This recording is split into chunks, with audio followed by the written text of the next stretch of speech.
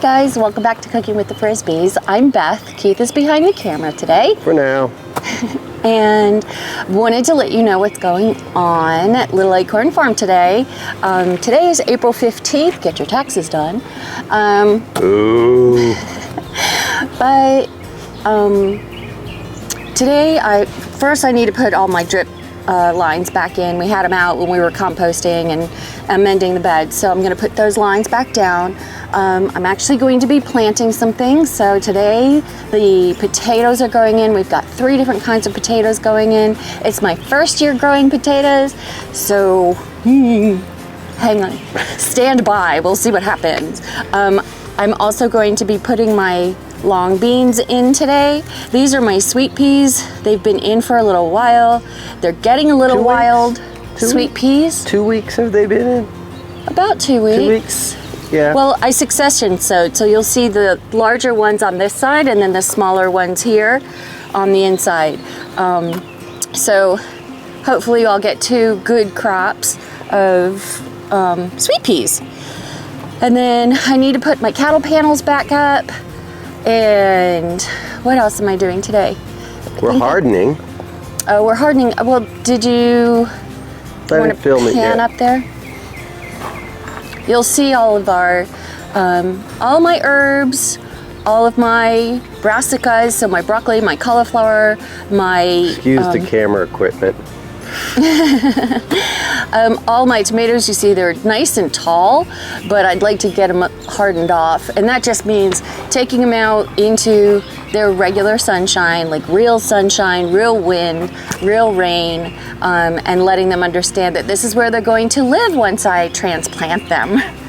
Someday, very soon here, probably be the first weekend in May. That I'll transplant them and get them growing into their beds.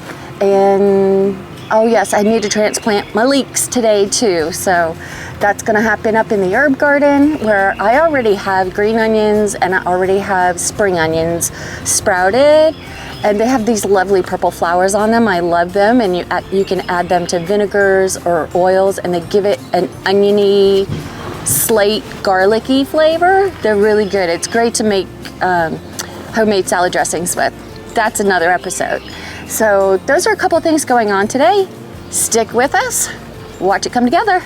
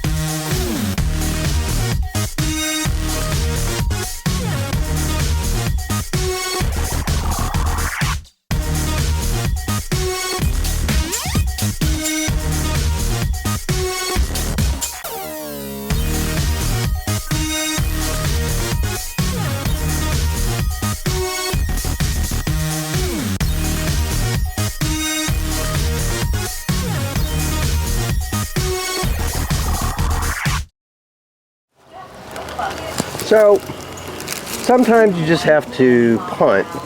Had a little issue happen here that we're getting everything turned on. We're getting the watering system. We've laid out all the irrigation again that we had pulled up in order to do the all the prep for the beds with the composting and the nutrients, and now we laid it all down. So next step obviously is to check and see what's going on with the irrigation. And when I did that, we got a little bit of a problem. So as you can see here,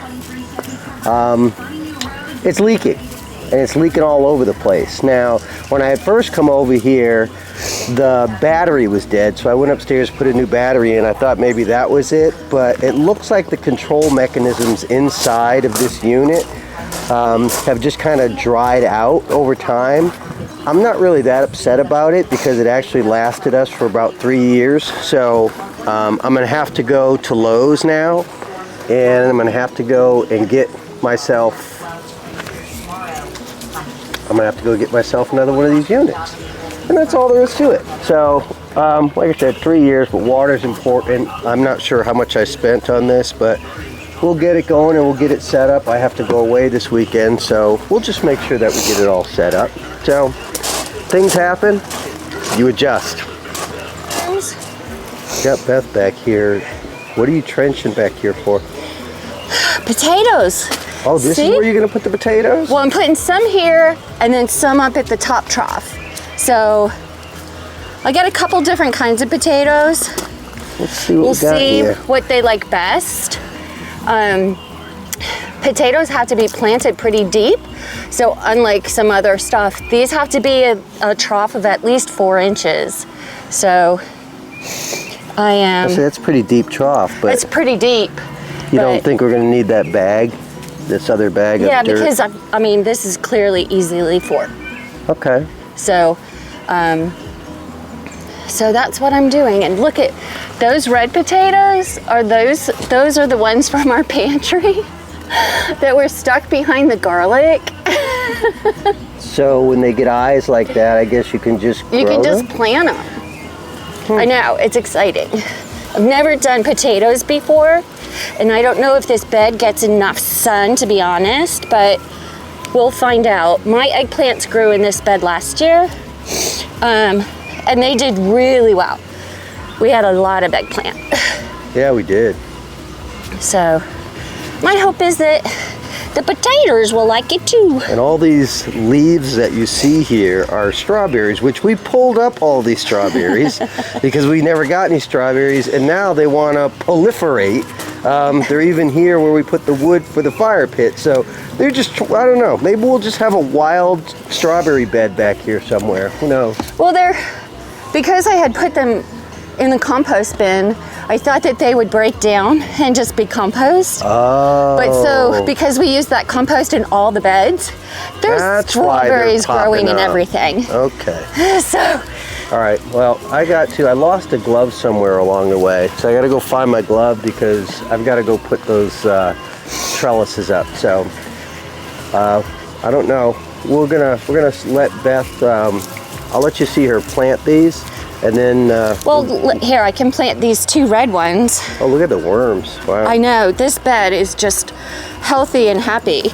So, for each trench, I was hoping to have like enough red potatoes, enough yellow potatoes, like all the different kinds, but they were super duper expensive this year. Like, I think it was $50 for a box that has like 25 in them, and I just thought that's expensive. That's expensive, and potatoes aren't that expensive. Yes, can't you just we can buy a bag of potatoes at the store for $5. Exactly. So I made the choice not to. I did end up buying the Kennebecks.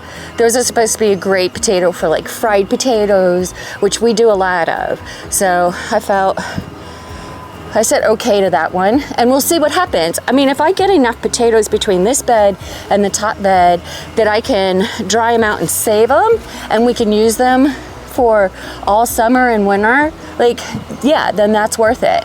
Especially since, you know, this will probably yield a couple. We have a few, as you see them branching off. So you're gonna plant them just like that, right? So I'm just gonna make sure we're nice and deep, and I'm gonna stick them in there and cover them up. That's it? That's it. So I'm gonna do that, and you, potatoes, you wanna have like 6 inches between them. This one has a lot of eyes on it, so I'm gonna plant it a good foot away because I want each of the eyes to come up and give me a separate plant. So there we go, we got our first 2 potatoes planted. Well, that's so exciting. Yay! You know what, we keep trying all this new stuff. I love it though. Bella, what are you doing over there? What are you doing? What'd you get into? I noticed my other rosemary plant isn't really coming back, so I'm glad we have the extra one in the pot. Oh, that it's not? Uh-uh. Something's just awfully wrong with that bed up there. The runoff that we're getting, I think we're getting too much minerals, which I have a lot of work to do up there anyway. Well, let's go up and take a look at it, because I see something else in there that I don't like. Uh-oh. Going up to the herb bed. Yeah. They're pulling. Look at our little asparaguses. Hopefully next year. Yeah. This What's is going on here? nothing. Is it pliable? Which is the problem. No, it's like tinder wood. So, Yes, I mean, time has come. if need be, I mean, this is a 3-year-old rosemary. They usually don't die off, but again, we had that Arctic air for several days. That's right. And anything, it didn't matter what it was. I still don't even know if our boxwoods are going in the front of the house are going to come back. It was the strangest thing. Actually, you can kind of see them on those. Those are a different kind, but it was so cold. All the leaves in the whole neighborhood, everybody's boxwoods, just fell off the tree and landed right around Like the base. all at once. I was walking the dogs and I was looking out the front door and I was like, wow, that's really strange. And then I started noticing it at everybody's house. Like every single house in the neighborhood had the same thing happen. So I don't know, we'll see what happens. Hopefully it'll come back and we won't have such a harsh winter this year. But these little suckers, they're really hard to pull out. Their roots are really strong. And you see, I just broke it off. But they're It'll come back. But thorny. But if you can get them when they're young, it doesn't hurt as much. There we go. Kind of got that one. Yeah. all right, I gotta go get the trellises. Get to work. I know, look at those back there. Those don't even look like they're coming back, those bushes. They kind of do, though. There's some light green on it. There is, but it was just that deep Arctic freeze that we got was just ridiculous. Over a few different days. All right, I gotta go get to getting. Get to work, boy. So this rock that's down here, this dry riverbed that Beth and I did probably about 6 years ago, we didn't design this. This is basically the way this lot is designed. We are on a hill, but at the lower end of the hill on this cul-de-sac. And everything runs, right, when it rains, it runs down everybody's lawn, and it runs right down the side of our house. And at some point, we're not even gonna be able to grow any grass back here. But what we have seen that's happening back here is it starts to go over the side. And as you can see over here, it's starting to wear away the path. So I've got to build this out, and all of this is going to become stone. In every video that you see me talk about, you always see this pallet of stone here. And I said to myself, I am going to do 5 stones a day. And I started, but our weather has been just so daggone crazy that we get, I don't know, one day it's raining and cold, and the next day it's sunny, and then the weathermen tell us that it's going to be sunny, and the weatherman told us last week, oh, it's safe to plant, and then we got this really cold snap. So I guess just look out the window or go outside and it'll determine what you're going to do. And that's why we're kind of hesitating. But we've got some stuff in the ground, but I'm going to go ahead and do another 5 to 10 stones over here. I really need to get this taken care of so that it doesn't wash everything away. What you doing here? I hope I didn't interrupt your portion of the video because I was over there struggling to try and plant those little zinnias. They're the cutest things ever. I put some in this pot and then some on the end to bring our pollinators in once I plant my tomatoes. Were you over there swearing? I did not swear, but I was huffing and puffing a little bit. Oh, well, I'm sure the mic picked it up. I'm quite sure. So it wasn't me huffing and puffing, because people are going to say, well, you didn't even lift a stone yet and you're huffing and puffing. So just so you know, it was me. The new mics that we have, even though she was 50 feet away from me, it could still pick her up. So what are you doing here? I'm just pruning some of these. I mean, see how they're laid over our plants? Which is fine. I mean, it's no problem at all. I mean, I'm going to put them in the ground, but I just want to go ahead. Typically, if they were in the ground, I would pull off any suckers. I would usually bring them up, get all the smaller leaves towards the bottom off. These stems and leaves, they don't produce any fruit, right? So the plant is going to struggle to try and keep watering something that's down below when we're like need it to concentrate is up higher where we're going to have actual fruit. So I'm just going to take some of them off and clean them up, and yeah, these guys got to go in the ground pretty soon. Yeah, they do. They're just, plus they're sticking together. It's planting season, folks. We don't have a lot of stuff in, but we're putting some stuff in. Slowly but surely. I planted all of our our first line of beans I planted, the long beans that we like so much.